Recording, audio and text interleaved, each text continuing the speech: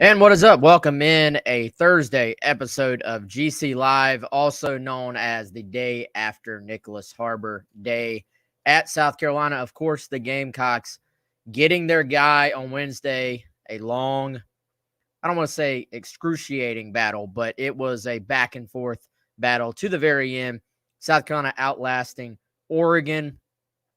Maybe some Maryland in there a little bit as well. And of course, if you're going to look at the big picture of how this recruitment played out, Chris, there were several other times where other schools were either heavily involved or maybe even the possible leaders. I think in the terms of Michigan, you look back, I was trying to think back to Nick's recruitment.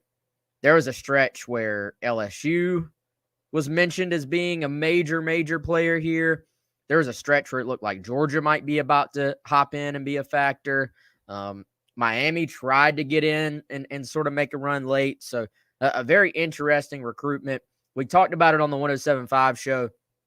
I think the beauty of the podcast, though, is we can go a little bit deeper into everything.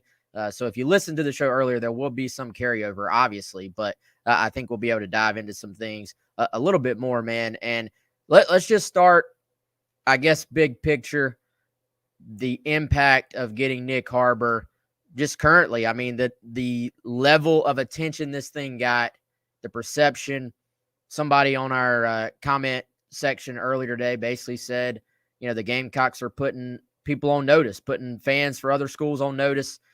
It did kind of have that feel. I don't know if you want to put that much stock into one guy, but I think the way you said it earlier, Chris, is the way to start moving up in the college football world is to land a couple of guys where people start to say, how did that school land that player? And when that happens, other people tend to take notice. Yeah, they do. I mean, and to give an example that might be like painful but relevant to South Carolina fans, like you think about how, remember when Clemson landed like CJ Spiller and you're like, what the heck? You beat Florida and all these other schools, and there are other examples, right? But that's one that I think Carolina fans would probably be familiar with. Landing a Jadeveon Clowney, a Stephon Gilmore, Marcus Lattimore, those are in-state guys. To go to the DMV region, which has been a point of emphasis for Shane Beamer, and to beat out some of the nation's, biggest names, biggest brands that have a lot of prestige academically and athletically. You do beat out home state Maryland. For a kid like Nyckoles Harbor, normally you go, okay, you beat Maryland, whoop-de-doo. But for a guy like Nyckoles Harbor, who's a relationship guy, that's actually pretty relevant, and they were heavily in it. And then you go and you hold off Oregon at the end with the backing of Phil Knight, Nike, and all the aura and prestige of that program. It does serve to kind of, I like that terminology, put people on notice. I think South Carolina kind of officially maybe announces its presence on the recruiting trail, that they're back able to make some waves in recruiting, Wes. Not arrived in that they're just going to go start drafting players left and right from the recruiting ranks, right? It's still a battle. It's still for South Carolina, a scratch and claw.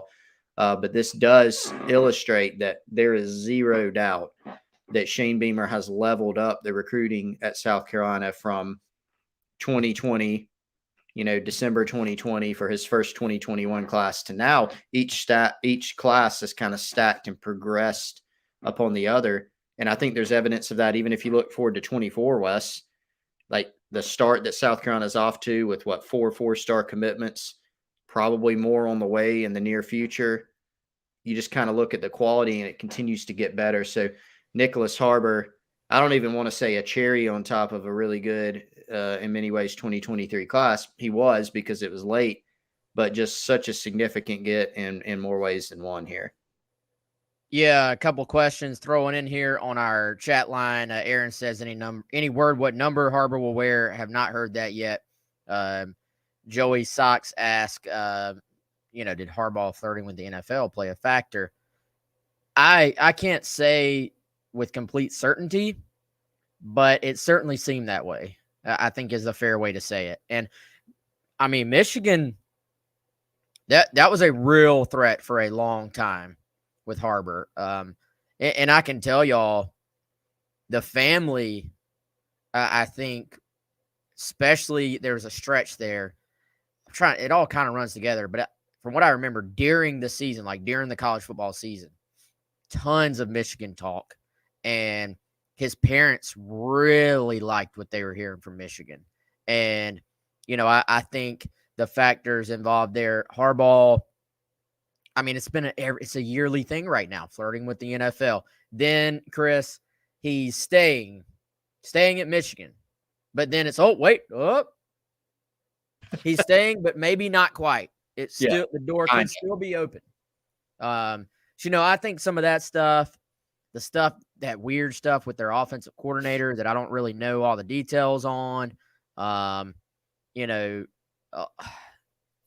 stuff, it does seem like played a factor. It also, man, looking at the reporting up there, not as we found out, NIL was not the final deciding factor in this, but Michigan, at least you read their local reporting up there, surprisingly not as strong in what they can offer from potential NIL standpoint either, it seems, which is very surprising to me. So Michigan, very much, I would say at one point was probably the leader. They faded down the stretch. It almost by the end felt like Michigan was that team that has a hat on the proverbial table, even though he didn't even actually do the hat game. It sort of felt like they were still in the final group just as a nod of respect to them. They weren't really a factor down the stretch, which if you'd have told me that 4 or 5 months ago, I would have been pretty surprised. Seemed like they were number, what would they have been? Number 4? Yeah. Yeah.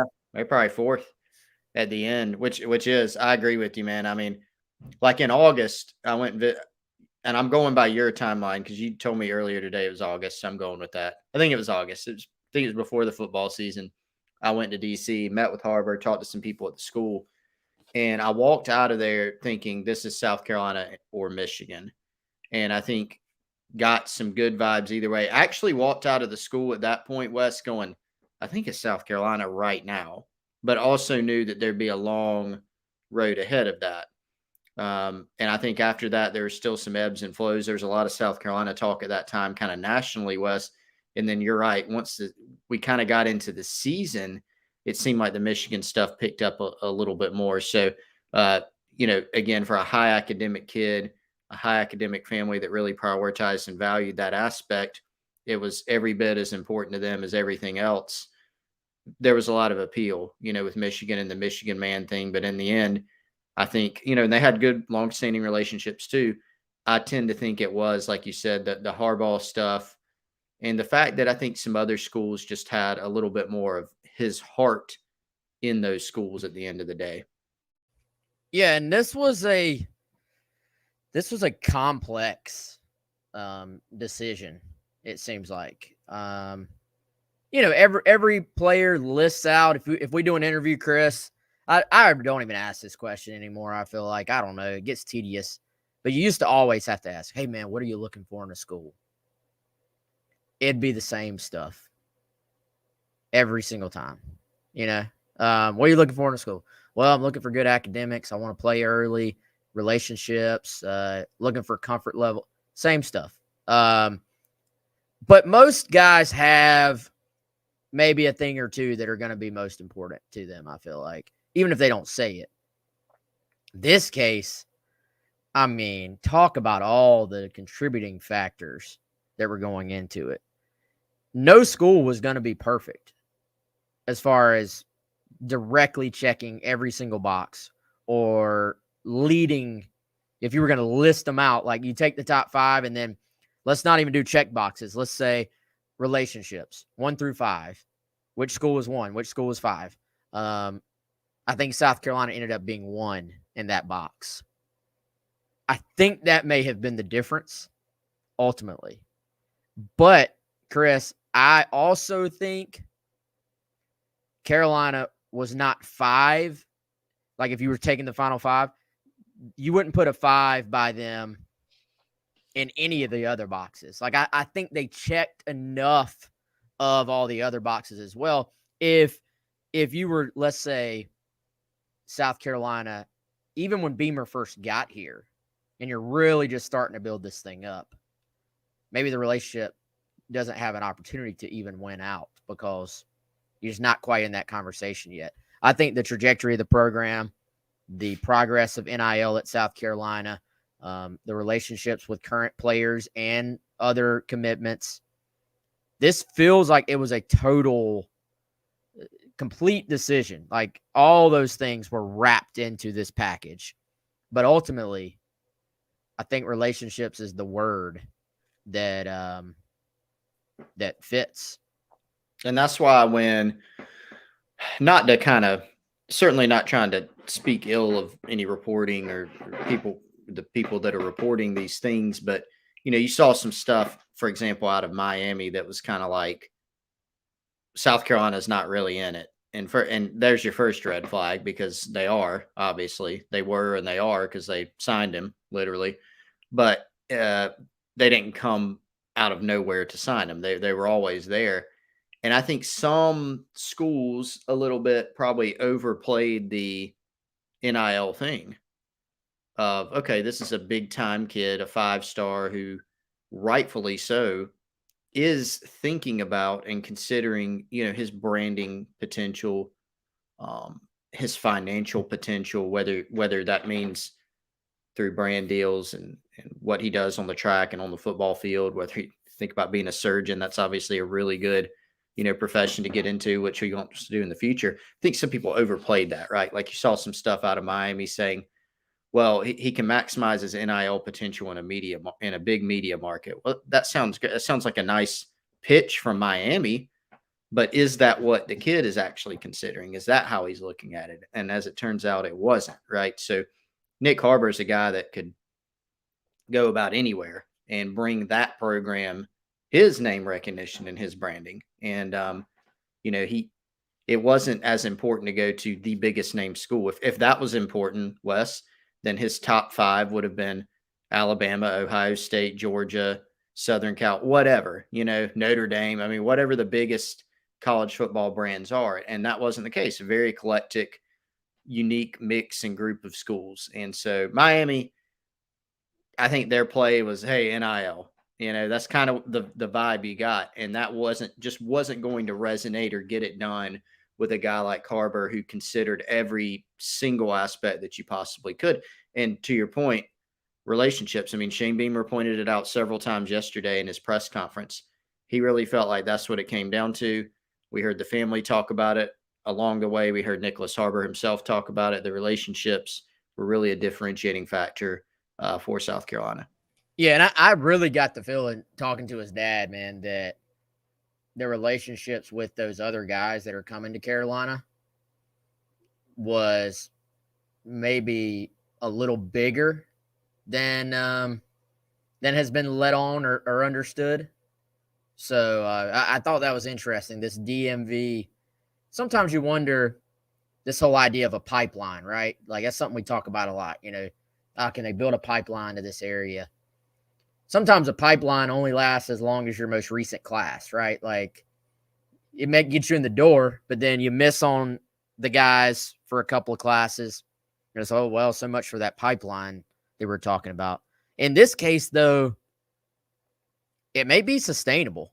And I think that just having a little extra level of comfort, not even necessarily in terms of those guys recruiting him, which they were, but just more, I mean, branding, big name, Olympics, NFL draft, all this talk. He's still a kid.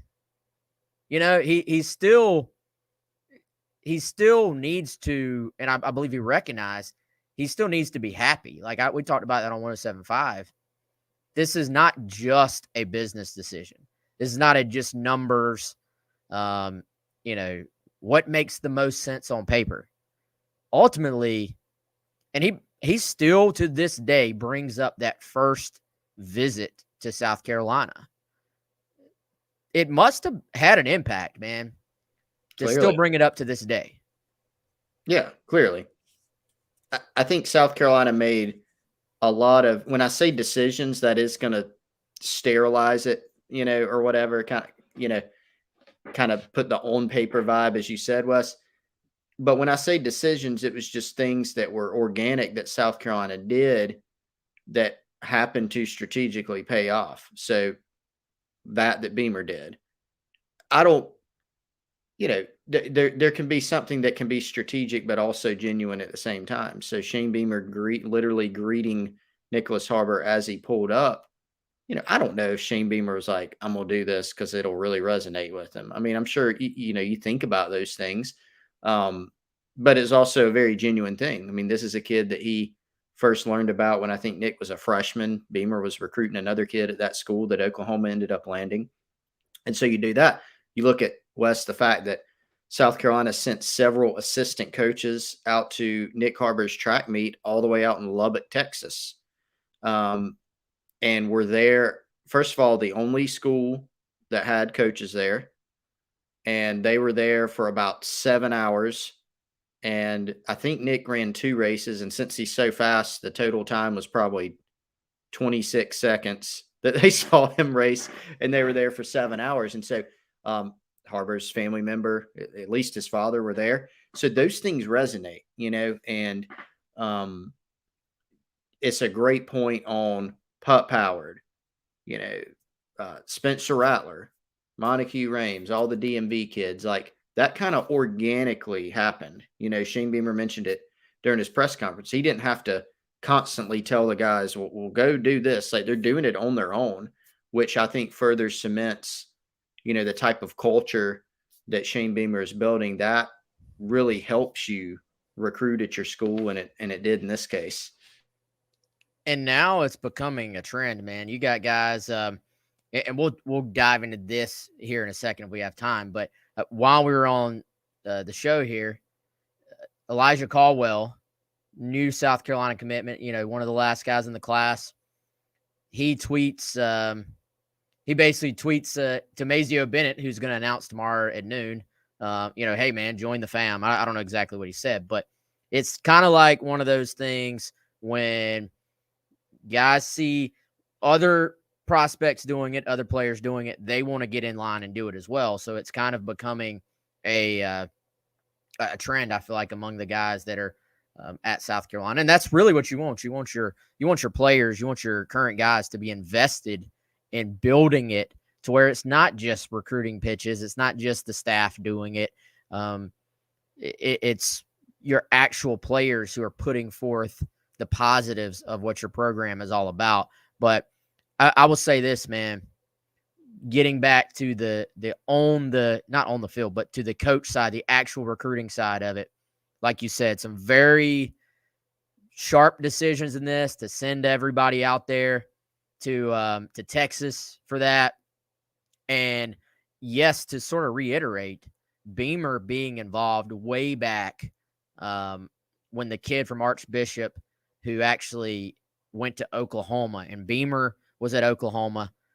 His name is actually escaping me right now. He's a big offensive tackle, but he is about to be, I think, maybe the number one O-lineman picked in the draft. But Beamer made an impression way back then, and I won't say the individual's name from Archbishop because we were kind of in the middle of we were just talking. So I don't know if he wanted to be quoted on this or not, but one of the guys at Archbishop who was there throughout the entire recruitment said, man, among the head coaches, Beamer was by far the best recruiter involved with Nick. And that wasn't me as a Gamecock Central guy asking him, hey, what did you think of Coach Beamer? Didn't Beamer do great? That was, we were just talking. And he said, hey, man, I'm going to tell you. He said, these other coaches, and he even sort of was trying to give the pat on the back, like, Loxley was good. He was actually very serious, but he's like, man, Beamer just sort of blew everybody away because he was the best head coach recruiter. And we talked about that. Fans don't really like to hear about this part, but we talked about that even going back to the Muschamp era, man, how good of a recruiter Muschamp was compared to other head coaches. Mm-hmm. I think you're seeing that with Beamer as well. Like, he's still, not all head coaches put forth the effort in recruiting that you're seeing from Beamer. And I think it's interesting for that to be brought up to me without me even hinting at asking. It was just like, hey, you need to know this. And, I think with Beamer, you sort of are starting to see that pay off now that he's been at Carolina long enough for these relationships to start to really matter when it becomes decision time, as opposed to putting a class together in a couple of weeks when he first got to South Carolina. Yeah, and I think this is kind of independent of Harbor. It's hard to say how much it mattered. It certainly didn't hurt. It's hard to figure out how much it helped, but having the on-field results that Shane Beamer can now point to in recruiting with, what they did against Tennessee, what they did against Clemson, how they finished the year, really illustrates the progress that they made. And then being able to point to even some of the other recruits you'll be playing with, and hey, here's a bunch of our freshmen have been hitting you up all the time, or just things like that. I think it helps a lot and gives you more cachet. And so now Beamer, who has personality, y'all probably saw that video they put out that had some of like the highlights of like some of the silly like videos that Shane Beamer's made in recruiting, not just for Harbor, but for other recruits too. When you kind of mix that with like some on-field results, those are the types of things that can appeal to some guys. And so I think we are starting to, see a little bit more of his recruiting acumen and those on-field results helping with that. But there's no doubt that, like, if Shane Beamer is not at South Carolina, there's no chance that South Carolina is in the mix with Nick Harbor. Like, I just don't think so. I mean, you put almost any other head coach at South Carolina out there, I just don't think it's happening. It was kind of a very unique situation and kind of a perfect match. Yeah, and again, goes all the way back to when he was initially recruiting that area. Was highly involved with the Caleb Williams recruitment as well, right down the road in D.C. This same guy I was talking to was talking about how Carolina is just racking up in that area.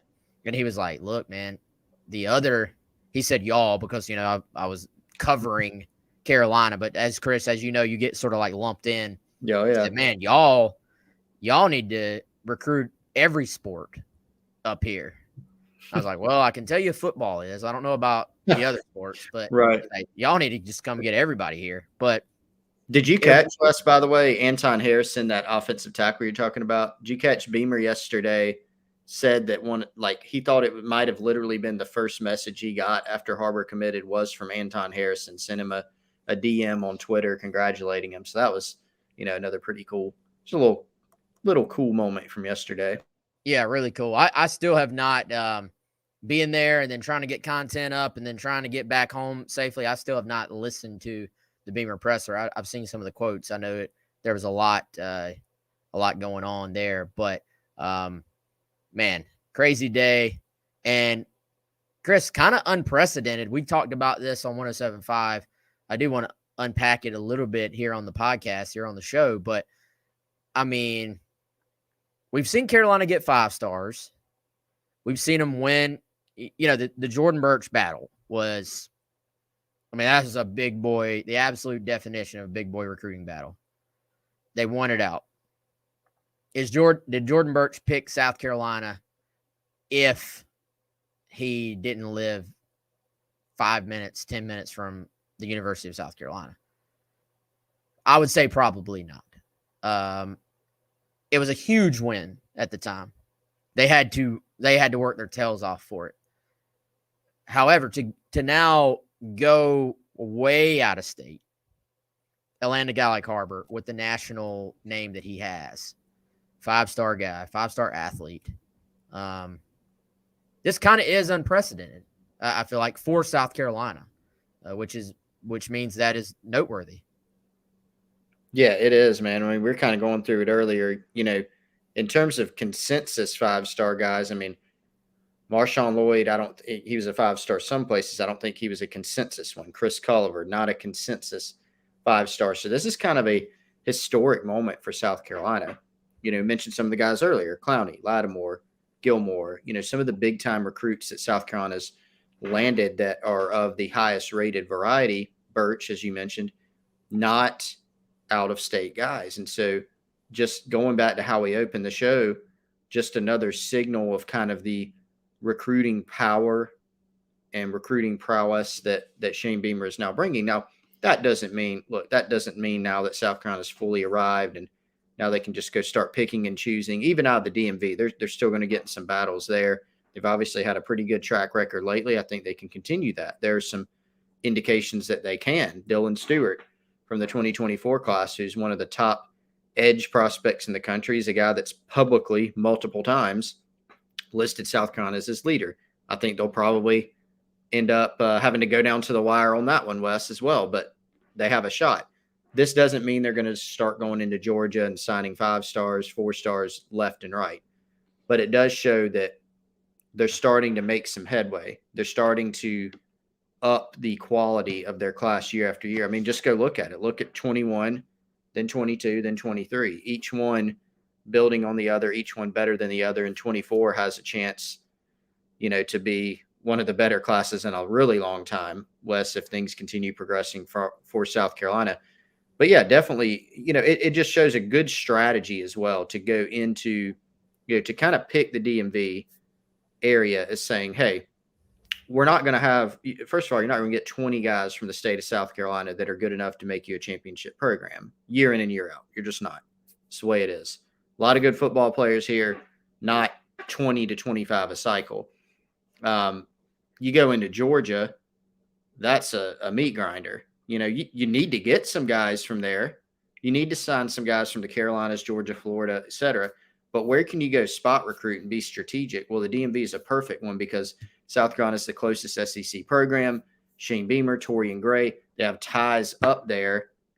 And if you get the right type of guy and you get him down, now you have an opportunity, to be in the mix. And there's a lot of talent up there.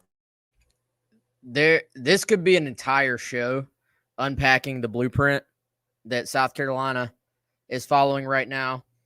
And, I think, Chris, in some ways it is a blueprint, like some ways it is by design. Some ways it kind of just plays out however it plays out. Like, which guys do you end up succeeding in landing? Like you could look at, they got guys from this area, this area, this area in the class. Well, in theory, they probably recruited a guy from this other area and that area and that area as well. They just didn't have as much success with that guy. However, I do think you're kind of seeing the blueprint forming, and it's a little bit different than what I would have probably queued up as the blueprint we've seen in the past. And what I mean by that is, let's take the Spurrier era. You're talking about a time when you had elite players coming through the state of South Carolina, not just really good players, not just 4-star guys, but you had the stretch. We all know what I'm talking about. You had the, Gilmore, Lattimore, Clowney, and then add into that Alshon, Swearinger, who wasn't the highly recruited guy, but ended up being great. Devin Taylor, not highly recruited, but was great. Devontae Hollum. I mean, you had guys in this state who were very, very good football players. Some of them elite football players, elite national talents. So the key there was kind of keep your guys in state, and then you branch out from there. You're going to land some guys from Florida because of Spurrier's ties. You're hoping you can spot recruit Georgia. I think Georgia's gotten a little more difficult to recruit over the years than it was then. And then, Chris, you had the state of North Carolina, where you're going out every year. You're getting, a handful of guys from there. Melvin Ingram from North Carolina. I mean, you can go back. Didn't necessarily turn out the way people wanted. Wesley Saunders, though, highly recruited guy. Chris Culliver, 5-star guy, according to some services. Then you were really spot recruiting a guy or two in the Northeast that G.A. Mangus had ties to, basically. That was sort of the blueprint. The difference now, I think, is North Carolina has kind of been shut off. But I think you look at this class, you say you can firmly project South Carolina is doing the best to recruit the Palmetto State for 2023 and 2024. You can almost already project that. North Carolina is kind of shut off right now, but the greater DMV area has kind of replaced it on the blueprint, I think. Then you got to find a guy or two who fits the Vakari Swain mold. This is a Georgia kid, a little bit more lightly recruited high school. Get in on him before everybody else and take him right out from under everybody's noses. Then I think you add in maybe the Jody Wright connections, maybe some Alabama, some Mississippi, just a guy or two, maybe even every couple of classes. Then you throw in the portal. You go national at quarterback. Everybody does. And I think that's the blueprint. It's much more DMV and plus Virginia. Like, I know the V is Virginia, but when people say DMV, they're talking about that section of Virginia. I think for Carolina, it's the entire state of Virginia. And to me, that's what we're seeing right now. Yep. And I'd throw in, you covered a lot of geography there, Wes. I talked a long time. I know. No. You covered a lot of geography. It wasn't the link, but so you might say Chris already said that. But Pete Limbo up in Philly, New York, you're going to have a little of that.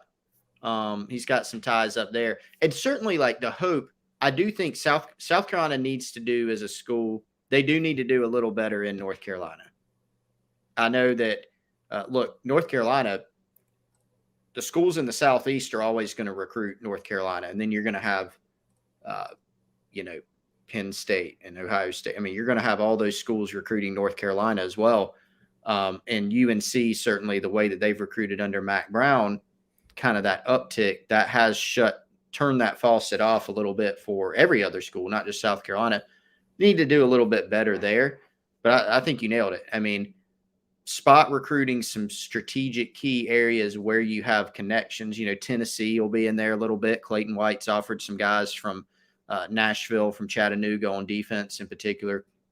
Those will be, very, very important areas. But they do have some unique ties with Limbo and Philly and New York. They've been pretty active up there. Connecticut, Massachusetts. You see some spot recruiting there. So being strategic, I mean, you don't want to go beat your head against the wall. Because somebody mentioned in the chat, I think it was Travis Rowell, yes, not all the kids are going to go to Georgia. That's very true. And they're going to be able to nationally recruit. Georgia is as well. But Georgia it's a Shark Tank. I mean, everybody's in Georgia. So, yeah, you want to go. If you can go win a 5-star from Atlanta, awesome. That's great if he's a great player and you can get him. But like you said, Wes, go find a Swain, a Kilgore too, and then be strategic in the rest of what you're doing. You can't go in and say, we're going to sign the top 15 kids in Georgia. Nobody's doing that. Probably not even UGA's doing that right now. Yeah, and how could I forget the great Pete Limbo? He's definitely – and Chris, I think probably, with my example included, probably doesn't quite get the attention he deserves for getting Carolina in on guys up that way. You can tell I'm a South Carolina guy, born and raised at heart, because all that stuff up there is up that way to me. Like, in my brain, I have to be looking at a map to even tell you what's where. So all that stuff, all that area that Pete's going to up that way, he's getting Carolina in the door, I feel like. And then, from that point forward, the position coaches kind of not take over, but get much more involved. And again, I don't know, again, the two shows kind of run together, but Sterling Lucas, getting back to Nick, Sterling Lucas, rising star, man. I mean, holy cow. We've been saying that. I think people are starting to see that. Sterling Lucas, rising star. And then Jody Wright. Jody Wright's a young veteran, I would say. Like, he's not an old head. But he's been around the game. He knows the game. He's Alabama forged, you would say. Oh, absolutely. Spent time on Nick Saban's recruiting staff. I think he was the director of high school relations, I think was his title. So ties in Alabama, Mississippi State, obviously worked at Mississippi State, has the NFL background. So kind of has an interesting background. But yeah, those guys did a great job. And, first visit for Nick Harbor, was in June 2021. And that's the one where, you know, Beamer greeted him as soon as he got there. And that's when Eric Kimry was the tight ends coach. And I specifically remember, Wes, that was kind of, we heard a little feedback from that visit and how, you know, this is going to be a guy that South Carolina is probably going to have a shot with. And there were some staff changes, right? But Jody Wright, Sterling Lucas, they did a phenomenal job from just a relationship standpoint. Again, we'll go back to that word. That is one that was super important to Nick and his family, and that what they were able to bring it back to in the end. If South Carolina did not build those relationships that Beamer, Wright, Lucas did, Dow Loggins did a good job once he got into the mix, Wes. If they did not have those to stand on at the end, I don't think this thing would have turned back around. I think they had to kind of build those, strengthen them, and then return to them at the appropriate time, which, as it turned out, was really on signing day morning. Yeah, big final push there from several schools of the Gamecocks winning out. And Chris, I think it's interesting. Sometimes guys in this business get labeled as, quote, athletes. And it's like, all right, you're the number one athlete. And in the case of a guy like Mazeo Bennett, who's about to announce tomorrow, he's listed as an athlete. I think this is one where we need to probably just pull rank and like Charles Power. Can you make him a wide receiver? He's a wide receiver all the way.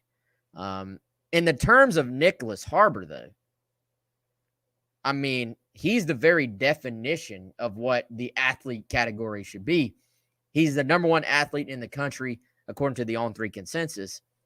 As far as the category goes, he also is quite literally the number one athlete in terms of athleticism is in his entire class as well, which begs the question, now that you have Nyckoles Harbor, how do you use him most effectively for both your current South Carolina football team and for Nick's own hopes and dreams in terms of using him the best way possible for his future? So I want to dive into that question because I know it's something that's already been talked about, but now it's here. He's a Gamecock. That's the next step. Find out exactly how you're going to use him. So I'm going to talk about that here in a second, but first going to tell you about our friends at Liberty Tax, 803-462-5576. It is tax time, Chris. That means we all have to do our dreaded taxes. And the team at Liberty Tax in Irmo, Lexington, and Columbia will help walk you through that process. They will clear up any confusion you may have, and they will guarantee that you get the biggest possible refund or your money back. If you're in a hurry for that refund, or on the other side of things, if you're worried about owing the IRS money, they're going to help you out straight through that entire process. They're locally owned and operated. They're staffed by tax professionals from your neighborhood. And this time of year, they are open 9 to 9 on weekdays and 9 to 5 on Saturdays. Multiple service options. Start through the Liberty Tax mobile app or through the desktop portal. If you don't want to go in person, you do not have to. Again, appreciate our friends at Liberty Tax. Tax time sucks, but they will help walk you through it, is the summary of everything I just said. So give them a call.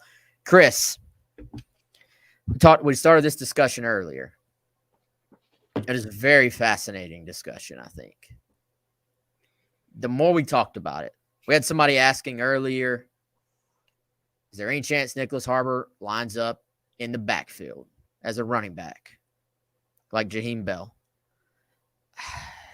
I would say no on that. However, our guy John Wilson on Facebook, he is going the exact direction I was wanting to go with my question. South Carolina starts the season against North Carolina this year.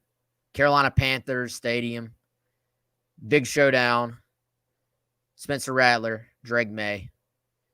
The 2023 season is kicking off. South Carolina wins the toss. They elect to receive the ball. Is Nyckoles Harbor returning that kick for South Carolina? It is an intriguing question. Put you completely on the spot with that one, didn't I? Oh, yeah. I'm going to say no. That's where I'm going. Not to spoil the fun. I'm going to say no. But I too have thought about this possibility. And, like, look, Not to discount Nyckoles Harbor's skills on the football field. He does, again, he's got more development to do. Obviously, we all know, John, you, myself, I think everybody knows. I mean, a lot more. Speed is a great asset for a kick returner, but so much more that goes into it other than that. What we do know is if Nick Harbor could get even or even a little less than even with somebody in a kick return situation, it's going to be a touchdown, very most likely. So that would be intriguing, though. I'm very interested in that. Do you see a lot of like guys his size as a kick returner? I don't know. No, I hope we see it. Do what? I hope we see it. You don't, but you don't see a lot of guys his size that are as fast as him. You don't. You don't. That's a great point. That's probably why you don't see as many of them. If there are a bunch of Nick Harbors running around, you might see more Nick Harbor-esque kick returners. So I'm gonna give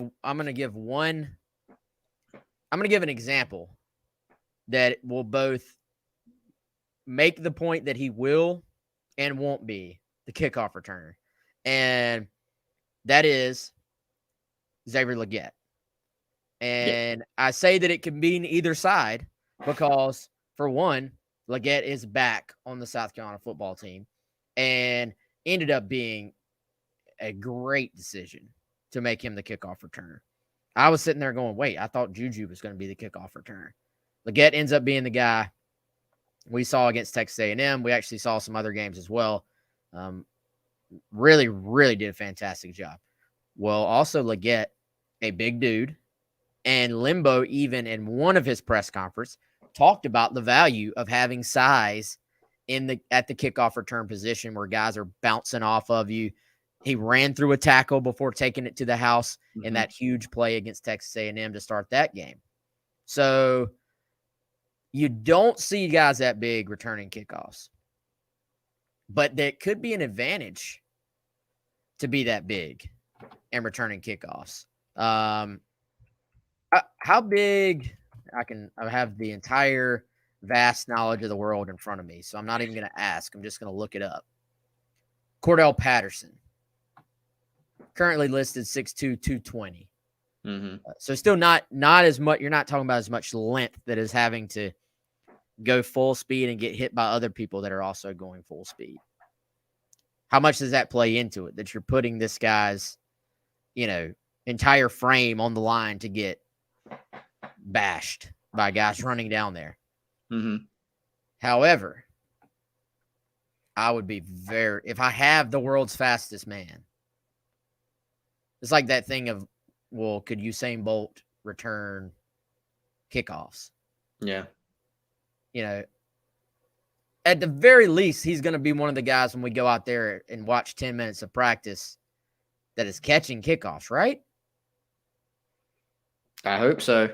I would love to see it. I'm super intrigued by the possibility, even more so than him playing whatever other position you want to outline. I want to see this. Yeah. I don't know.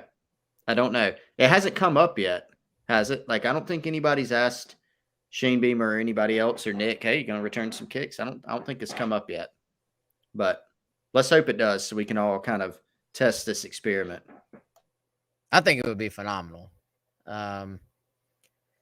So when you talked about when he first got on campus in 21, I remember thinking this guy is going to be a pass rusher. I was like, guys like that ultimately are paid very, very well to go hit quarterbacks because offensive tackles cannot protect against them. However, it has shifted completely the other way. Then you had all this tight end talk. So I was dead wrong on that. My initial instinct, defensive guy all the way. Now I'll say this. When they started talking about tight end, my instinct was, why even play him at tight end when you can just make him a wide receiver? And as of right now, Chris, that does seem to be the plan. Although even Nick threw in, I might go rush the passer a couple times here and there. Just dabble. Could he be the first ever wide receiver plus third down pass rusher? Would it be the first ever? I mean, I'm just assuming. I've never seen it happen. At the college level? I haven't either. I can't think of it. We saw Julius Peppers do the tight end DN thing, but not really receiver. Didn't really see that. Yeah, it would be very interesting. I'm in favor. I'm in favor of anything you want to do with Nick Harbor. Do it. Let's try it. Left tackle, go. Not really. Right, could probably do that too. So at the high school level, he could 100% do that. He could 100% do it. No, but it does look like a big wide receiver. And, man, that is such a tool for an offensive coach because you're not just saying this guy's really fast. He can you hear a lot about, the coaching term being able to take the top off of defense. And so there's some different strategies that you can maybe use. I mean, Nick Harbor is going to be a tough guy to jam at the line. It's going to be a little more probably difficult given his size. And so someone like him, even if he's not being thrown the ball, even if he's not even necessarily open, so to speak, being able to attract that much attention to stretch the field vertically like that is something that's a valuable tool for an offensive staff. Yeah, and I think honestly, off the top, Chris, that may be where his biggest value is in the number of resources you have to devote if you're a defensive coordinator to just being in a position to guard him effectively. Because I think you split him wide.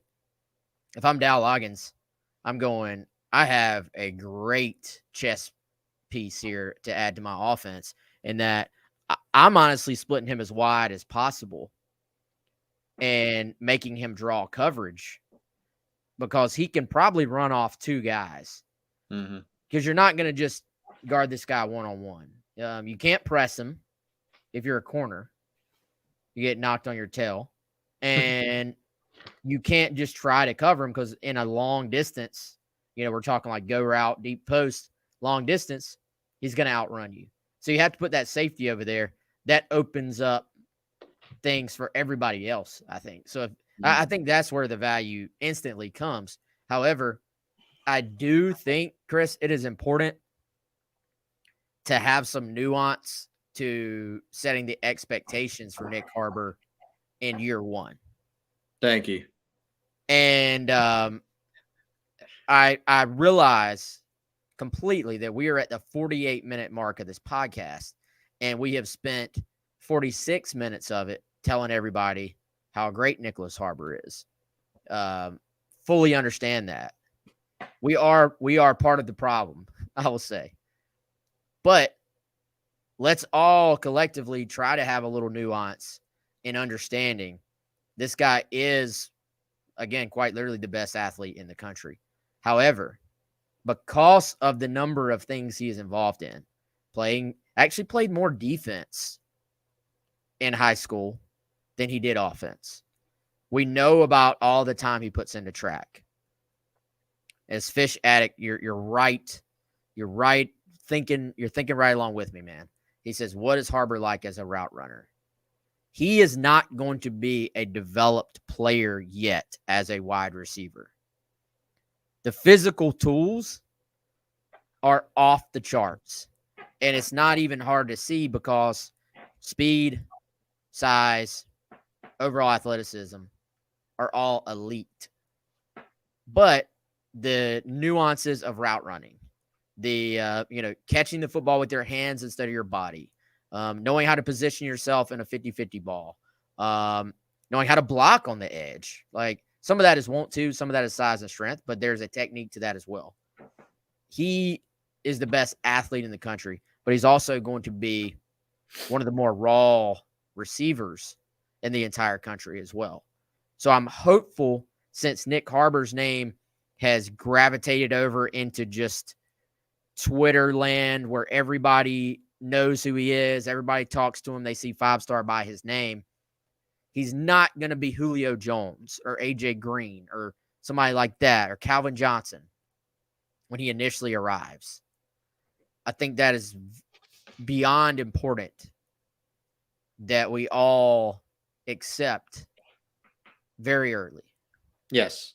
Please do not post on Twitter or Gamecock Central when he doesn't have 20 touchdowns as a freshman that he's a bust or something like that, right? I mean, the good news is this, Wes, with the immense physical talents, you have a kid who is one of the more driven guys I think you could see. And so when he's working with it, whether it's Jody Wright in the tight end room, if he goes over there some, Justin Stepp at receiver, whatever he's asked to do, I think he's going to give it his all. He's very smart, intelligent. He's very driven, and he's a team first type of guy from all indications that we've heard.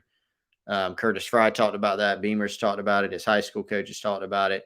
Nick said it. And so I think he's going to take to everything that he's taught quite quickly.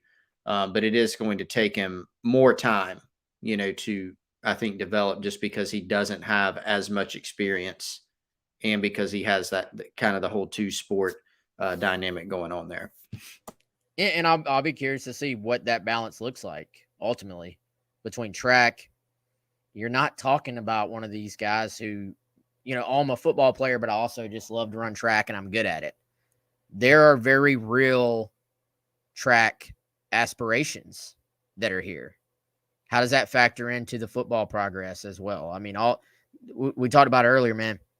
There's some responsibility here. There's some pressure here now that he's going to be at South Carolina to help put him in positions to develop in the best possible ways. And it's a great problem to have. It's one of those things you shouldn't call it a problem, but it is worth noting, I think, that there is some responsibility here. Yeah. Curtis Fry actually spent a lot of time, South Carolina's track coach, talking about that yesterday, and that he was kind of, he was really funny during his, but he's like, basically like, yeah, hopefully I can come through on developing him, because he was talking about just how much talent the guy has. And so, it can be, it is something where you want this skill set if you're a coach. I mean, this is like a creative player in terms of the traits, but then you also have to figure out, because it is such a unique skill set, he doesn't really fit into one specific bucket. And so you kind of have to figure it out. But it does seem like South Carolina initially, although the positional, aspirations have kind of, or the plans rather, have kind of changed here. They've evolved. It seems like they've kind of gone with, well, what does Nick Harbor want to do?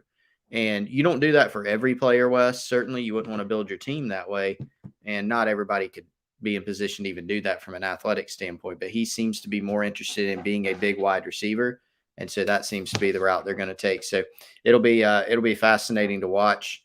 As soon as he gets on campus, we get to see him. It'll be a while, but we will get to see him in preseason. And sure, we'll hear some returns in the summer too that are going to be very interesting. Yes, easily one of the already one of the most intriguing storylines going into next year, and we haven't even gotten through spring practice yet. So looking forward to that. It's going to be a discussion. Let's be honest, y'all. It's going to be a discussion that continues well into the season, because somebody is going to say, well, oh my goodness, we not using him right. You got to do him this, use him this way. He's on offense. He needs to play defense. Why is he not on special teams? He needs to be focused on track. He needs to be focused on football. Can he play baseball? There's always going to be something with a guy who has so many different options and the potential to excel, frankly, at all of them. We're about to close this thing out, but Chris, how about the matter of factness in which Harbor said, got to be the number one pick in the draft. Got to go to the Olympics. Just casual. Yeah, just casual. Go be a surgeon after that. Once I get done winning a bunch of gold medals and being the number one pick and all those things. Yeah, billionaire, right? That's what he told billionaire. you. Yeah. Told me when I went and visited in August, that was one of his on the record quotes, just talking about what he was looking for in a school and this and this and this, and place where I can become a billionaire. So high aspirations, but like You said it great earlier today. Said it well. I mean, you believe what he says. I mean, he certainly backs up on the track and on the football field, anything he might be saying. And so this is a kid that athletically and from an intelligence standpoint, from a confidence and a drive standpoint, work ethic, I don't think you really bet against Nyckoles Harbor probably very often. A lot of upside and potential there, and just so many athletic and mental, I think, tools there for him. Yeah, I'm not going to be the one to tell him he can't. Please, You know, yeah, I'm I good. mean, I'm with you. And again, there is an it factor here, y'all. I said this earlier, but for those who missed it, it was kind of similar to being in the building. I've had the pleasure of being there for Lattimore, Gilmore, Clowney. I was there for Alshon. It kind of had that vibe to it. And Beamer closed it out, man. If fans were wondering if their head coach knew how to close these battles, we've seen it in this class, and we're already seeing it in 2024 as well. Again, we're about out of time, but I do want to mention, because we won't be with y'all again. I guess we'll have the 107.5 show, but Mazio Bennett, Chris, announcing at noon on Friday. He put out that tweet with a date and time tomorrow at noon. I did confirm, even though it was obvious, confirm for sure, just to make sure that is an announcement. That's not him, deciding on some new shoes or anything. Like, that's his commitment announcement. But Gamecocks, by his own words, have been in fantastic shape here with Bennett. Yeah, he had the commitment last fall to Tennessee that he backed away from. Mentioned coaching changes at Tennessee, but I also think, Wes, that just, again, the relationships that South Carolina's built there, they were on him very early. They've recruited him very hard. Obviously, some offensive changes at South Carolina of their own, beating Tennessee 63-38 during the season when Bennett was committed to the Vols at that point was an eye-opener for sure. And it's kind of everything's lined up for South Carolina. They appear to be in really good position heading into this one, and would be, Wes, if it happens, yet another 4-star acquisition and yet another in-state acquisition. South Carolina is doing really well on both of those fronts for the 2024 class.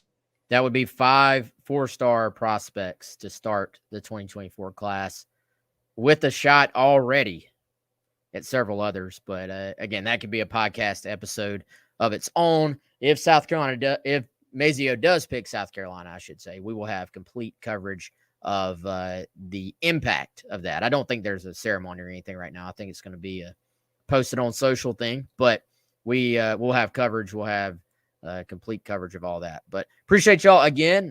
This has been fun. Good news for the Gamecocks again yesterday. Enjoyed talking about it with you all. If we missed your question, we'll definitely try to get to them next time. There was a question about run defense. I'm with you, man. I think there were several questions from one person about run defense.